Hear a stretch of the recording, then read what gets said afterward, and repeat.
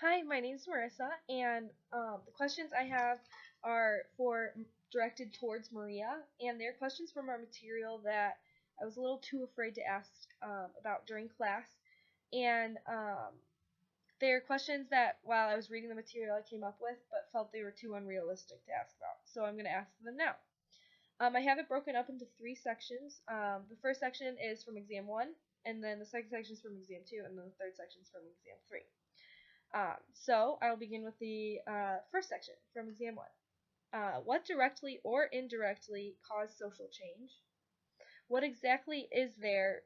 Why exactly is there diversity in family arrangements historically and cross-culturally? How come as a society we never picked up family life norms from the Native Americans when we first settled? Um, I understand that the Industrial Revolution was a big deal in America, but how come it changed family life so drastically?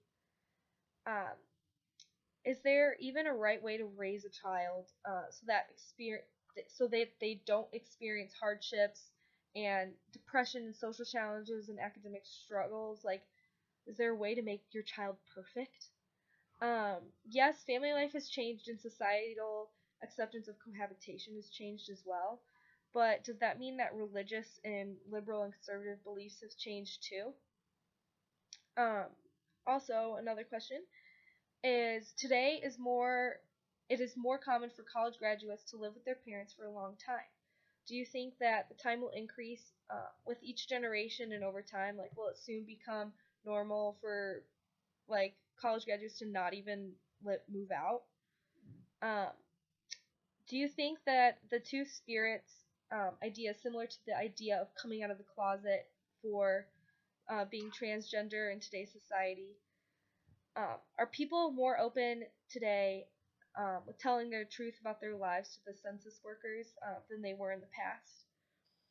Do you think it will soon become a societal norm for all women to keep their own last name at marriage rather than taking their husband's last name? And then the following materials from Exam 2.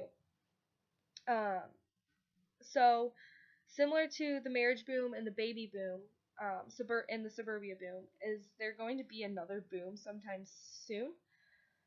And then how and why did redlining stop being a thing? How many people passed, and how many people who tried to pass weren't able to? How many people, when people did pass, what was the percent of black that was like an average amount like that was in their blood? Like we had a fear of blacks, Jews, Muslims, and gays at one point. Do you think there will be another racial and gender scare sometime soon? Why was it that black women were more successful at work and being mothers and wives simultaneously than white women? Why are black and white marriages the lowest number of interracial marriage? Does that mean that they are not accepting of blacks and whites intermixing? Does marriage still does marriage really prevent poverty?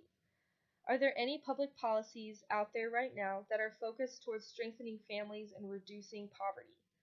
What is the ratio of low-income women who actually do end up getting married?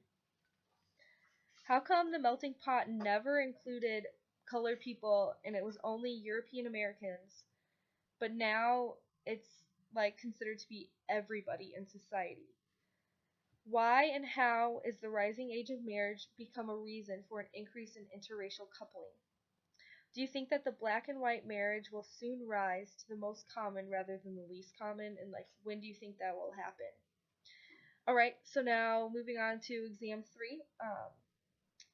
This is about transgenders and gays.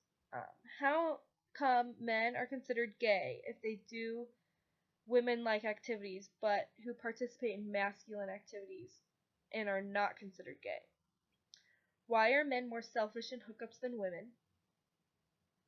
I feel that gay marriage is more accepted in today's society, more so than interracial marriage. Why is that?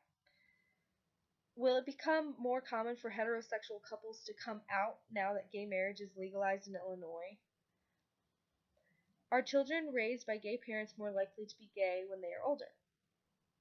How are heterosexual couples and same-sex couples relationships considered to be so similar? What are some categories or types of transgender people? What is the relationship between gendered identity and sexual orientation?